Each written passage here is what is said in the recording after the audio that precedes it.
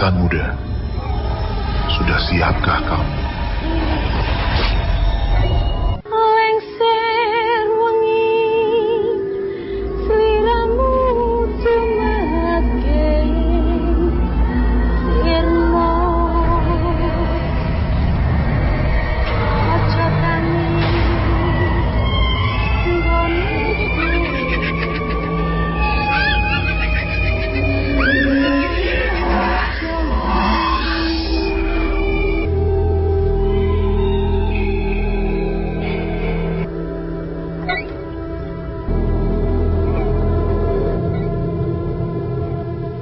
Assalamualaikum warahmatullahi wabarakatuh.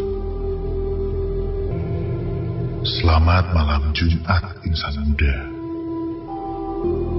Ya, selamat datang di acara yang bisa membuat kamu menikmati malam Jumat ini. Insan muda, apakah kamu pernah berpikir tentang wujud hantu yang sebenarnya? Dalam sebuah buku metafisis, dijelaskan bahwa semua sosok hantu yang selama ini nampak atau muncul di depan kita bukanlah sosok asli dari makhluk halus tersebut. Banyak juga pendapat tentang kenapa makhluk halus menjelma menjadi beberapa bentuk khusus. Bentuk khusus yang sering kita lihat selama ini. Sebagian besar mengatakan sosok itu terbentuk oleh sugesti kita sendiri. Ada juga yang mengatakan sosok hantu terbentuk dari sejarah dan mitos di daerah bersangkutan. Dan tetap ada juga yang berpendapat bahwa sosok makhluk halus memang pada dasarnya banyak, sama seperti manusia yang beragam. Buku yang sama juga mengatakan makhluk halus hanya ada dua macam, yaitu jin dan syaiton, atau biasa kita sebut dengan kata setan. Menurut buku itu, sosok yang biasa kita lihat selama ini sebenarnya adalah jin. Jin mempunyai kemampuan untuk mengubah wujudnya menjadi apapun, termasuk menjadi seperti kita. Ya, wujud yang sama persis dengan kita. Sedangkan syaiton atau setan konon tidak pernah sekalipun menampakkan diri. Bagaimana sebenarnya bentuk jin dan syaiton? Pernah ada seorang ahli agama yang menggali kemampuannya bertahun-tahun hanya untuk bisa melihat wujud asli jin dan syaiton. Apa yang terjadi? Ahli agama tersebut mengalami gangguan kejiwaan saat jin dan syaiton benar-benar menampakkan wujud mereka. Insan muda, kadang rasa ingin tahu kita akan sesuatu yang gaib harus kita batasi dan tetap membiarkan semuanya berjalan di jalurnya masing-masing. Malam ini akan ada dua testimoni yang menceritakan pengalaman seram mereka di sebuah terowongan yang menghubungkan arah jalan Cibogo dengan jalan arah Gunung Batu. Dan tentunya tidak ketinggalan pula 3 cerita seram. Kalau begitu, selamat mendengarkan insan muda. Dan jangan pernah lupa untuk tidak mendengarkan sendirian.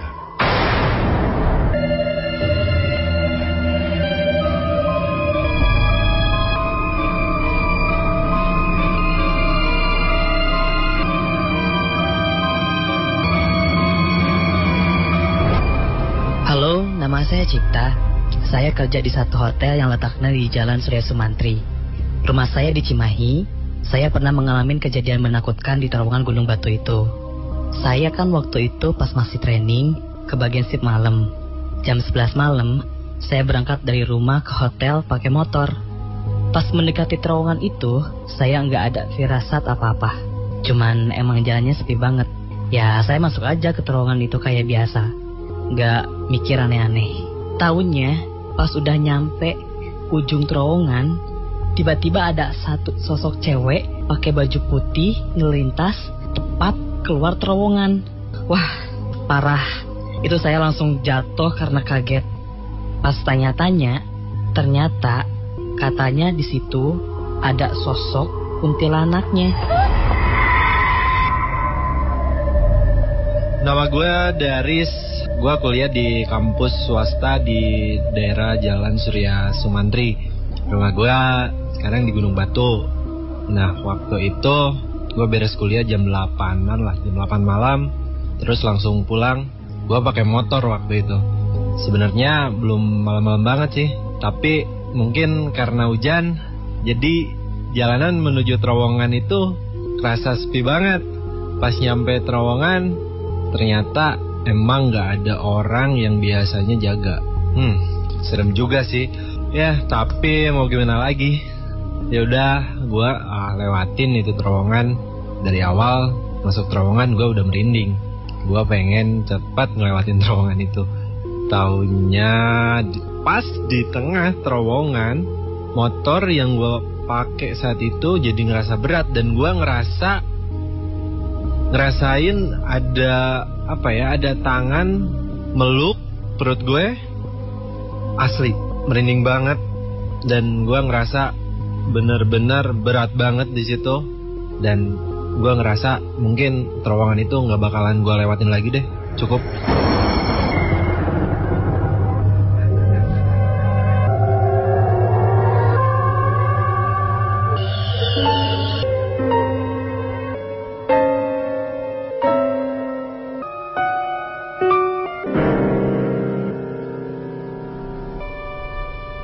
Ini hari pertamaku. Semoga ini bisa menjadi langkah awal bagiku untuk membuat keluargaku bangga. Aku melangkah masuk ke gerbang asrama putra. Bangunan lama, aku tidak berjalan sendiri. Ada puluhan mahasiswa baru lainnya yang juga sedang mencari kamarnya di gedung ini. Namaku Iman. Aku baru saja diterima di jurusan psikologi di sebuah kampus negeri di Bandung. Peraturan di sini, setiap mahasiswa baru, baik laki-laki maupun perempuan, harus masuk asrama dulu, setidaknya 1 tahun. Pembentukan karakter katanya. So, disinilah aku sekarang, kamar 110. Ruangan yang akan menjadi rumahku untuk 1 tahun ke depan. Tiap kamar ditinggali oleh 2 mahasiswa. Tapi aku baru sendiri. Mungkin teman sekamarku belum datang. Aku meletakkan koperku dan melihat seisi ruangan. Ternyata tempat tidurnya tingkat. Ada sebuah lemari tua dan sebuah meja belajar.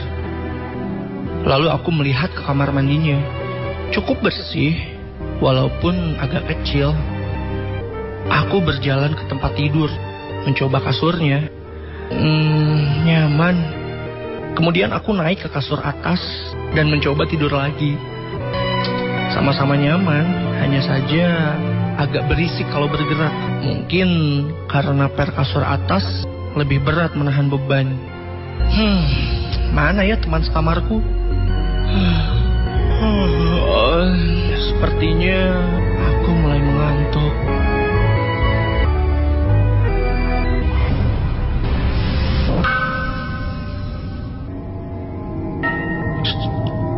Hei, bangun, ayo, bangun, hei, bangun, hei, bangun. Aduh, astaga, rupanya dari tadi aku tertidur. Tapi kenapa gelap sekali? Hanya ada cahaya dari lampu senter yang dibawa seseorang. Seseorang yang saat ini berbisik untuk membangunkanku. Hei, ayo cepat bangun, ayo cepetan ikut. Nih, pegang senter kamu nih. Ayo cepetan, ikut. Ada yang mati. Hah? Duh, siapa sih laki-laki ini ya? Aku tidak bisa melihat wajahnya dengan jelas. Karena gelap. Dia menyodorkan sebuah senter dan memberi isyarat untukku agar cepat turun dari tempat tidur dan mengikuti dia. Loh, ada apa sih ini? Aku pun dengan cepat mengambil senter itu dan loncat turun dari kasur atas. Setengah berlari, aku mengikuti dia keluar kamar.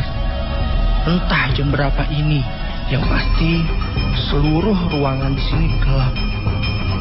Entah mati lampu atau apa. Yang jelas, aku sangat bingung. Aku pun tidak tahu ini akan menuju kemana. Aku hanya mengikuti saja dia berjalan. Lalu, aku baru sadar. Ternyata bukan cuma kami berdua yang sedang berjalan. Tapi banyak cahaya senter yang aku lihat. Dan sepertinya mereka semua pun menuju tempat yang sama denganku. Duh, mau kemana sih ini sebenarnya? Mereka semua saling berbisik. Aku sempat mendengar beberapa kalimat seperti matinya kenapa, atau katanya dibunuh. Aku semakin penasaran. Kemudian aku mulai bisa melihat sepertinya kami semua menuju ke satu tempat. Sebuah ruangan di lantai ini. Entah ruangan apa. Aku terus mengikuti mereka masuk ke ruangan itu. Ruangan yang sangat besar. Astaga. Banyak sekali orang di sini. Sama sepertiku. Mereka semua membawa senter. Tapi kenapa? Sebenarnya ada apa di ruangan ini? Ruangan ini terlalu gelap. Aku menengok ke belakang. Rupanya pintu ruangan ini ditutup. Kemudian aku melihat sekeliling.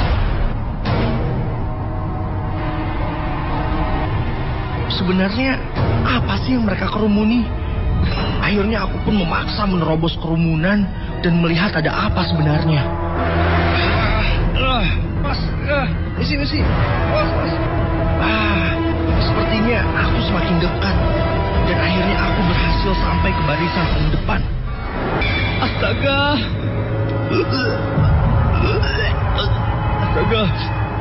Ya Tuhan. Di sana tergeletak sebuah mayat dengan kepala terpisah. Ya Tuhan, mual sekali rasanya perutku. Aku lalu mengarahkan senterku pada kepala yang tergeletak di sebelah badannya.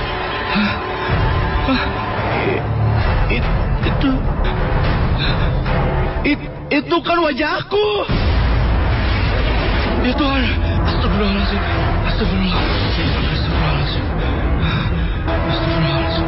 Ya Allah, astagfirullahaladzim. Aku langsung bangun dan terduduk. Gila, mimpi apa itu tadi? Jantungku berdetak sangat kencang. Mimpi barusan, semuanya terasa sangat nyata. Aku menutup wajahku dengan kedua tanganku. Dan aku baru sadar bahwa keringatku bercucuran. Astaga. Kemudian aku segera turun dari kasur atas dan melihat jam di handphoneku yang aku simpan di atas meja belajar. Jam 7 malam. Ternyata aku tertidur hampir 3 jam. Mungkin mimpi burukku tadi karena aku tertidur saat waktunya maghrib. Tapi kok lampu kamarku menyala ya? Dari tadi aku datang kan, aku sama sekali tidak menyalakan apa-apa. Kemudian pandanganku tertuju pada 2 buah ransel yang disimpan di samping lemari. Yang ditempel sebuah kertas bertuliskan Yogi, kamar 110. Sepertinya teman sekamarku sudah datang. Pasti dia yang menyalakan lampu kamar.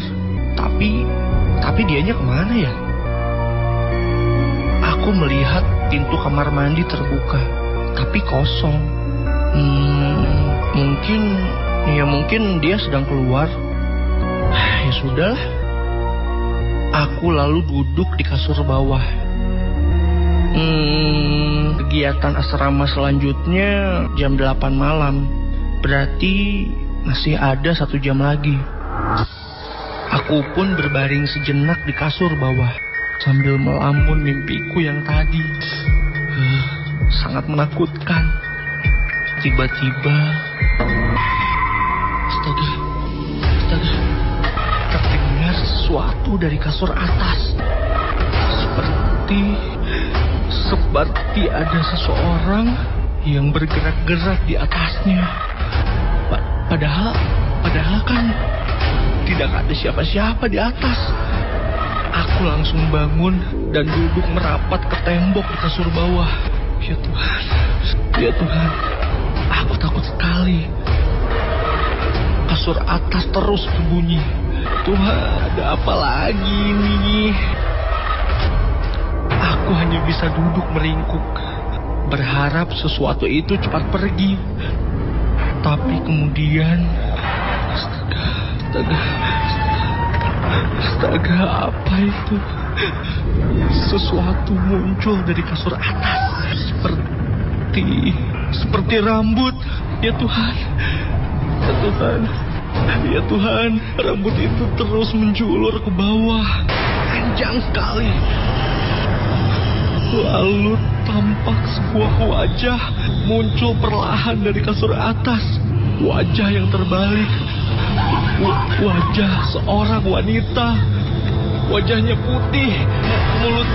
Mulutnya menganga lebar sekali. Astagfirullah.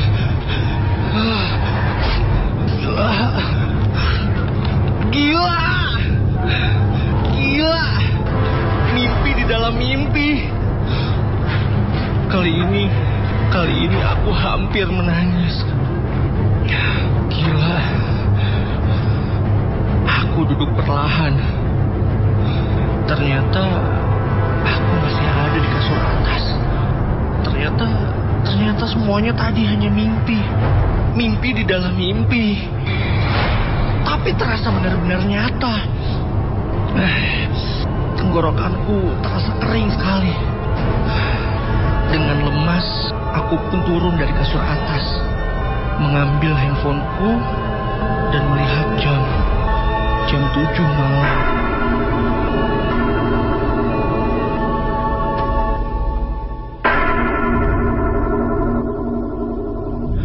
Astaga.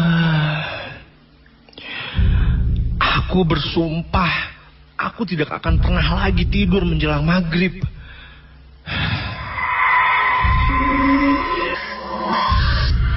Tiba-tiba, aku tersadar sesuatu. Lampu kamar. Ya, lampu kamarku sudah menyala. Aku langsung melihat ke sebelah lemari. Ada 2 buah ransel dengan stiker nama bertuliskan Yogi, kamar 110. Astaga. Ini sama persis dengan mimpiku tadi. Aku lalu melihat pintu kamarku masih tertutup. Kemudian melihat ke arah kamar mandi. Pintunya terbuka. Semua ini benar-benar sama dengan mimpiku barusan. Ya Tuhan, Semoga tidak terjadi hal-hal yang menakutkan. Lalu aku masuk ke kamar mandi untuk cuci muka. Pintunya sengaja tidak aku tutup. Saat aku membungkuk untuk mengambil air, tiba-tiba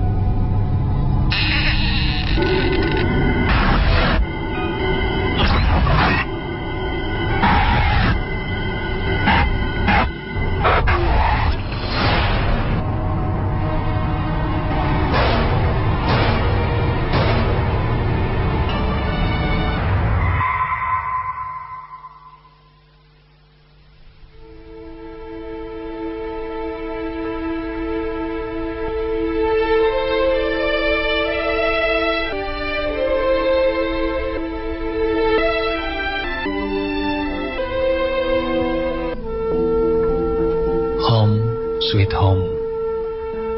Sebuah pernyataan yang memang pantas. Namun, jika ada sesuatu yang lain yang tinggal bersama kamu, apakah itu tidak akan mengubah pernyataan itu? Rumah yang nyaman, bersih, rapih, ternyata tidak menjamin tidak ada makhluk lain di dalamnya. Awalnya aku tidak pernah menanggapi serius hal-hal konyol ini. Sampai akhirnya aku mengalaminya sendiri. Berawal dari ayahku menemukan sebuah lukisan tua di gudang yang ia juga lupa pernah mendapatkannya dari mana. Lukisan itu sudah lama sekali umurnya. Lukisan bergambar sebuah wajah seorang wanita memakai kebaya yang rambutnya terurai panjang. Dengan singkat, ayah menyimpulkan ini sepertinya lukisan Uyut. Lukisan itu dipajang di dekat tangga. Jadi, setiap akan ke atas, pasti akan melewati lukisan itu. Aku sempat ngeri dengan lukisan itu. Pasalnya, jika aku berada di posisi manapun, lukisan itu terlihat seperti sedang memperhatikanku. Matanya seperti mengikuti pergerakanku. Padahal, lukisan itu tidak pernah berubah. Benar-benar teknik yang hebat, pujiku dalam hati.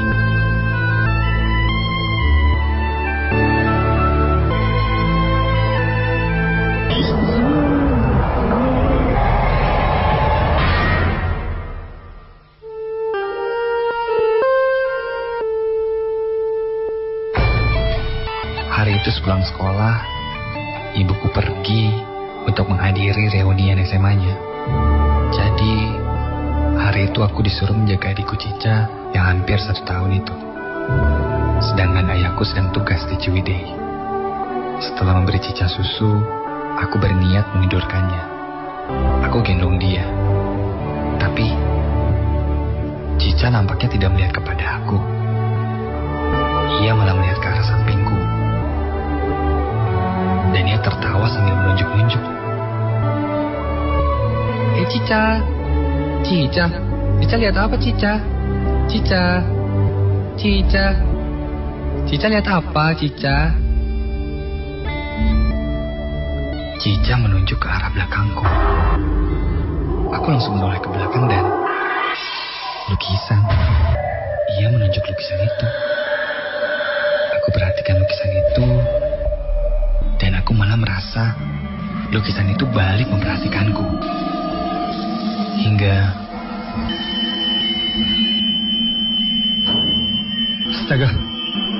Suara teko mengagetkanku. Aku beranjak menuju dapur untuk mematikannya.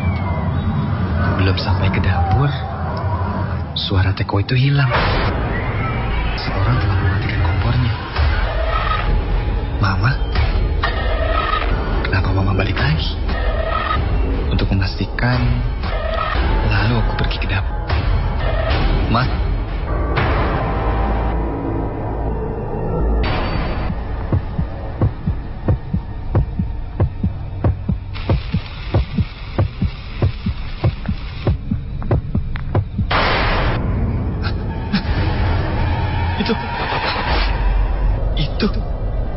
Itu bukan ibuku. Aku melihat seseorang dengan kebaya kuning yang lusuh, rambutnya panjang dan tebal, berdiri membelakangiku. Perlahan aku berjalan mundur. Dan Cica pun mulai menangis-nangis ketika melihat sosok itu. Ketakutanku itu memuncak ketika tiba-tiba saja sosok itu berbalik ke arahku. Kontan aku langsung lari ke kamar yang berada di atas. Aku mencoba menenangkan Cica yang terus menangis. Karena panik, aku menelpon ayah dan ibu agar cepat pulang. Akhirnya Cica bisa diam. Aku mencoba menenangkan diri. Tunggu dulu.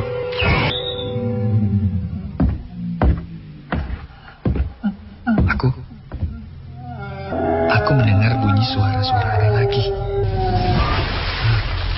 Seperti seseorang yang sedang menginjak tangga. Lalu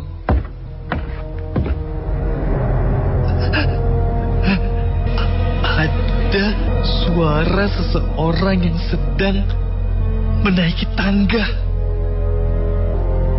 Jangan-jangan perampok. Suaranya jelas sekali. Aku ingin membuka pintu kamarku dan melihat siapa yang datang.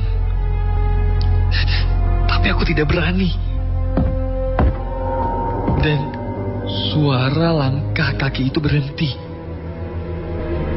Tepat di depan pintu kamarku. Dari celah bawah pintu bisa terlihat bayangan seseorang. Dia hanya berdiam diri saja dan... Astaga! Gagang pintunya mulai bergerak terbuka.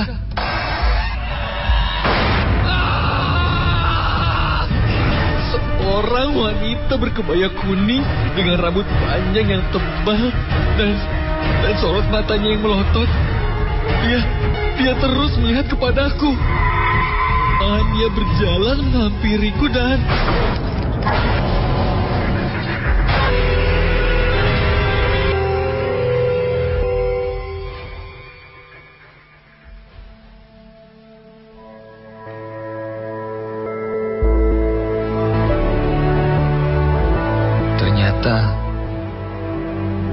Ini adalah 1 minggu setelah kejadian itu.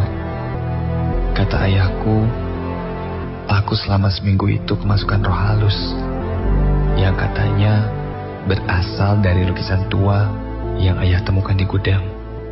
Dan sekarang lukisan itu sudah dibakar oleh beberapa orang yang ahli, yang katanya telah menempel arwah penasaran gadis yang berada di lukisan itu.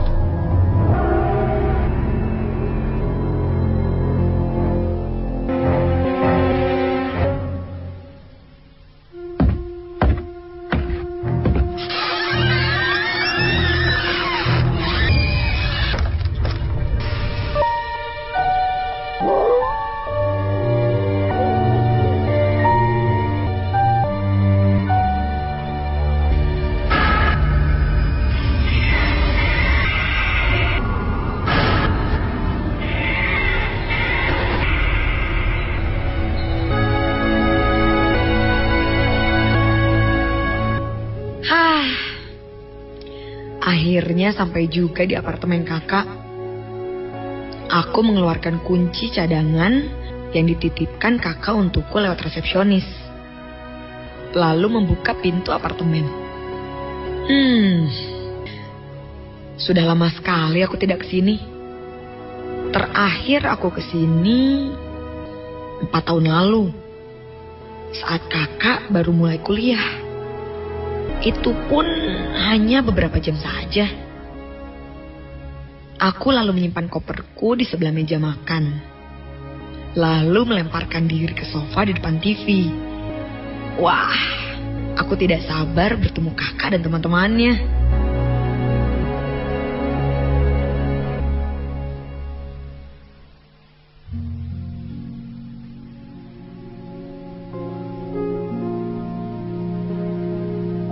Namaku Wina. Aku tinggal di Jakarta. Dan aku sedang mengunjungi kakakku di Bandung. Kakak sendiri tinggal di lantai 22 sebuah apartemen yang menurutku sudah cukup terkenal di Bandung dan tidak jauh dari kampusnya. Aku sedang menunggu kakak dan teman-temannya datang. Mereka baru saja selesai meneliti sebuah gua di barat Pulau Jawa. Katanya sih mereka sedang dalam perjalanan dan akan sampai 1 atau 2 jam lagi. Aku melihat jam tanganku. Jam 9 malam. Perutku lapar. Tiba-tiba aku ingat kalau aku belum makan malam. Aku berdiri dari sofa dan menuju ke dapur yang terletak di ruang yang terpisah dengan ruang tengah. Aku membuka kulkas dan melihat ke dalamnya. Ada beberapa bungkus sosis dan beberapa potong ayam. Yap, ini cukup. Lalu aku mengeluarkan semuanya dari dalam kulkas dan menyimpannya di sebelah kompor. Lalu membuka lemari kecil di atasku satu persatu. Ternyata ada bumbu-bumbu dan beberapa kaleng kornet. Baiklah, mari memasak sesuatu.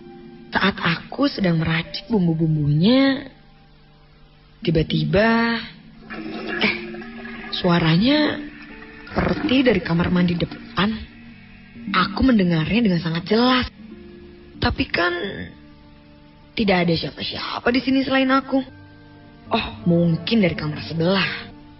Aku kembali melanjutkan meracik bumbu. Lalu aku diam, tidak bergerak, dan mencoba mendengarkan dengan seksama. Ini seperti suara shower. Masa sih? Dari kamar sebelah bisa terdengar sampai ke sini. Aku menyimpan pisau yang sedang kupegang, lalu berjalan perlahan keluar dapur, menuju kamar mandi depan. Suara itu terdengar semakin jelas. Aduh, aku mulai takut. Aku sampai di depan pintu kamar mandi yang tertutup. Jelas sekali aku mendengar suara shower itu. Aku lalu mengetuk pintu kamar mandinya, tapi tidak terjadi apa-apa. Suara shower pun masih terdengar. Kemudian aku mendekatkan telingaku dan menempelkannya di pintu. Ternyata benar.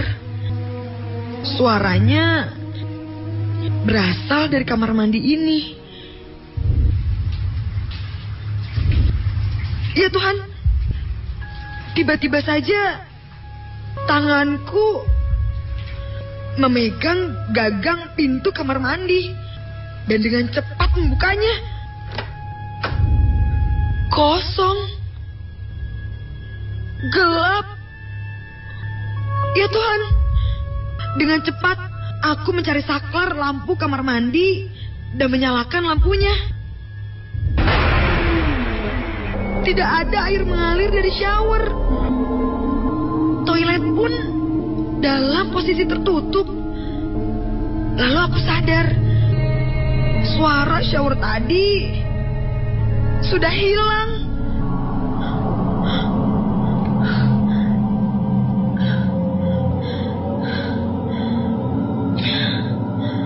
Aku membiarkan pintu kamar mandinya terbuka dan lampunya dalam keadaan menyala. Aku kembali menuju dapur. Perasaanku sangat tidak enak sekarang. Aku ingin kakak cepat datang. Aku kembali pada masakan di depanku. Loh, mana pisaunya?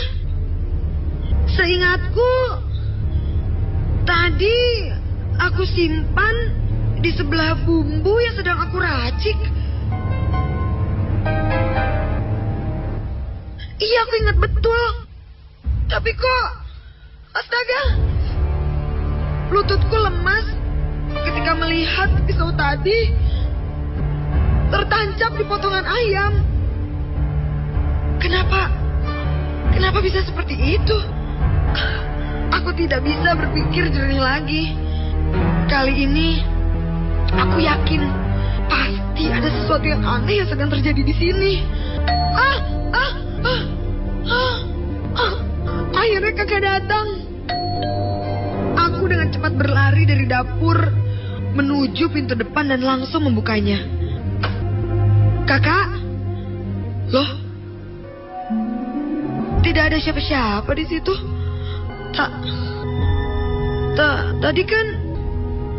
Tadi kan yang bunyi itu bel kamar ini. Ini orang siapa sih yang iseng? Atau apaan sih ini? Aduh, maunya apa sih? Aku kembali ke dalam dan membanting pintunya, menguncinya. Aku melihat seisi ruangan, mencari di mana aku menyimpan handphoneku. Aku ingin menelpon kakak. Di mana sih handphoneku? Oh, itu dia. Tepat ketika aku berhasil melihatnya, bel kamar berbunyi lagi. Gila! Kali ini suaranya membuatku kaget. Aku membalikkan badan, melihat ke arah pintu, lalu berteriak. Siapa? Maunya apa sih? Tidak ada jawaban. Tapi kali ini bel terus berbunyi. Aku mendekatkan perlahan ke pintu, lalu melihat lewat lubang intip di pintu. Ya Tuhan, semoga bukan yang aneh-aneh. Ternyata di depan pintuku berdiri seorang laki-laki dengan seragam apartemen. Sepertinya dia membawa beberapa surat. Syukurlah, ternyata petugas apartemen ini. Sebentar, kataku. Aku lalu membuka kunci dan membuka pintunya.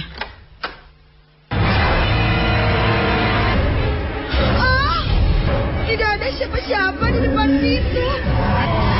Aku kembali masuk dan menutup pintu. Sambil bertopang ke pintu, aku menunduk dan mulai menangis. Ya Tuhan, ada apa ini sebenarnya? Aku harus telepon kakak, tapi aku lemah sekali. Dengan sisa tenagaku, aku berusaha berdiri tegak dan membalikkan badan.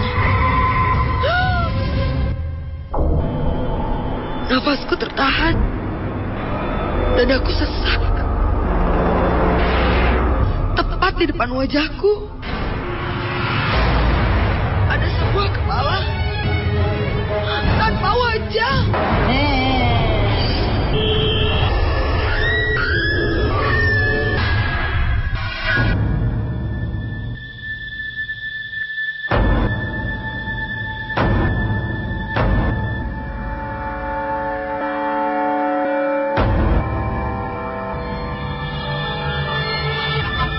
Aku terbangun. Kepalaku sakit sekali. Aku sudah ada di sofa. Sepertinya aku tadi pingsan. Ya Tuhan, aku tiba-tiba teringat sosok tadi. Kemudian aku bangun dari sofa. Aku melihat beberapa orang tidur pulas di bawah. Rupanya kakak dan teman-temanku telah datang. Ini pasti teman-teman kakak. Syukurlah ya Tuhan. Kakak sepertinya menyangka aku tadi tertidur. Dia tidak tahu kejadian yang sebenarnya aku alami. Aku ingin membangunkannya. Tidak peduli deh dia sedang lelah atau apa. Aku turun dari sofa dan dengan hati-hati melangkah melewati teman-teman kakak yang sedang tertidur. Perlahan aku membuka pintu kamar kakak. Ketika tiba-tiba handphoneku berbunyi. Letaknya tidak jauh dari meja TV. Aku mengambilnya dan melihatnya. Kakak!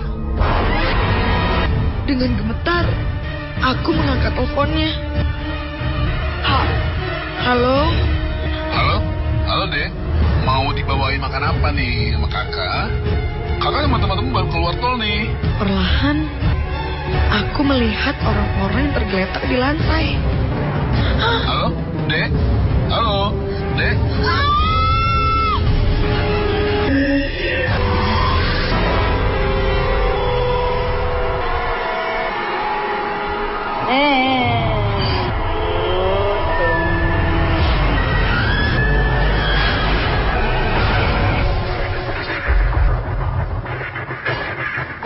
Seminggu kemudian, aku duduk di meja belajarku.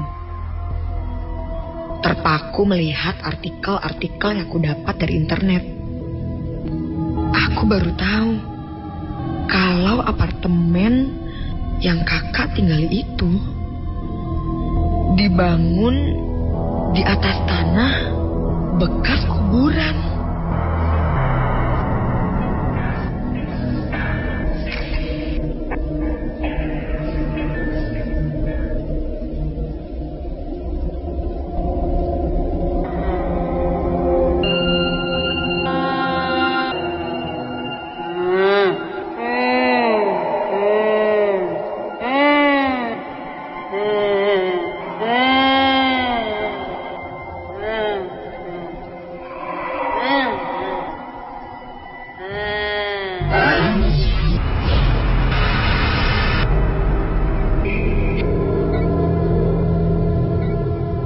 Itulah tadi seluruh rangkaian cerita seram untuk malam hari ini. Sekali lagi kami ingatkan insan muda untuk selalu bisa mengendalikan rasa takutmu. Jangan sampai rasa takut itu pada akhirnya mencelakai dirimu sendiri. Sekian dulu untuk malam ini. Terima kasih untuk kesetiaannya selalu mendengarkan cerita seram setiap malam Jumat. Saya pamit undur diri. Kita bertemu kembali di malam Jumat berikutnya.